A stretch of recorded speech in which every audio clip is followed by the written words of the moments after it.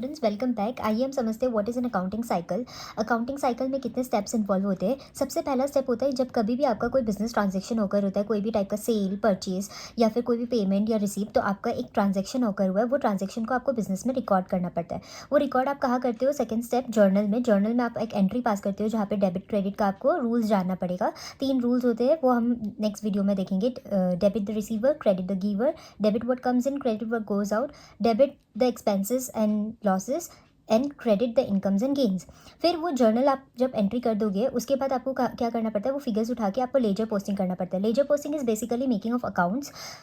Individual accounts बनाना होता है, उस पर डेबिट क्रेडिट में आपको पोस्ट करना पड़ता है फ्रॉम द जर्नल्स। ठीक है, जो जर्नल में जो डेबिट हुआ है वो उसके रिस्पेक्टिव अकाउंट में डेबिट साइड में जाएगा, जर्नल में जो क्रेडिट हुआ है वो उसके रिस्पेक्टिव अकाउंट में क्रेडिट में जाएगा। जैसे कि for example purchase goods for cash ₹10,000, तो परचेज अकाउंट को आपको क्या करना पड़ेगा? Debit, because purchase is an expense. तो 3 रूल्स के हिसाब से एक्सपेंसेस को हमको डेबिट करना पड़ता है। एंड टू कैश अकाउंट, तो कैश अकाउंट आपका क्या हो रहा है? क्रेडिट हो रहा है। तो 10,000 आपको पोस्ट करना है। तो जब आप लेजर पोस्टिंग करोगे तो परचेज अकाउंट क्या हो रहा है? डेबिट। तो आपको लेजर पोस्टिंग में परचेज अकाउंट बना के उसको डेबिट साइड में 10,000 डालना पड़ेगा। एंड कैश अकाउंट क्या हो रहा है? क्रेडिट। तो कैश अकाउंट में आपको क्रेडिट साइड में बाई परचेज लिखकर पोस्ट करना पड़ेगा लेजर। हम लोग सबके बारे में इंडिविजुअल टॉपिक्स में भी क्वेश्चन देखेंगे।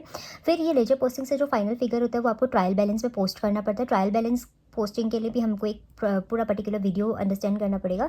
देन ट्रायल बैलेंस बनाने के बाद आपको ट्रेडिंग अकाउंट बनाना पड़ता है। ट्रेडिंग अकाउंट में आपका factory related expenses and incomes record होते हैं, जहाँ से आपको ग्रॉस प्रॉफिट या ग्रॉस लॉस मिलता है। आफ्टर दैट हमें प्रॉफिट एंड लॉस अकाउंट बनाना पड़ता है। प्रॉफिट एंड लॉस अकाउंट में सारे indirect expenses and indirect incomes record करते हैं, जहाँ से हम लोग को नेट प्रॉफिट या नेट लॉस मिलता है।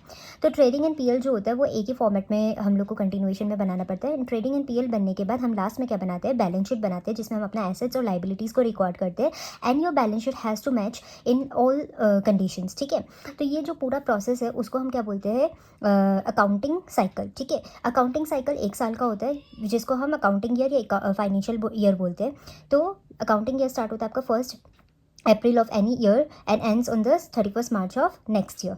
सो हम सबके बारे में अच्छे से हर वीडियो में देखेंगे। This was just a overview कि अकाउंटिंग साइकिल क्या होता है और हमें क्या क्या करना पड़ता है इन क्लास 11। तो ये हर टॉपिक के ऊपर आपका एक चैप्टर है जिसमें हम लोग डिटेल डिस्कशन करेंगे। Thank you.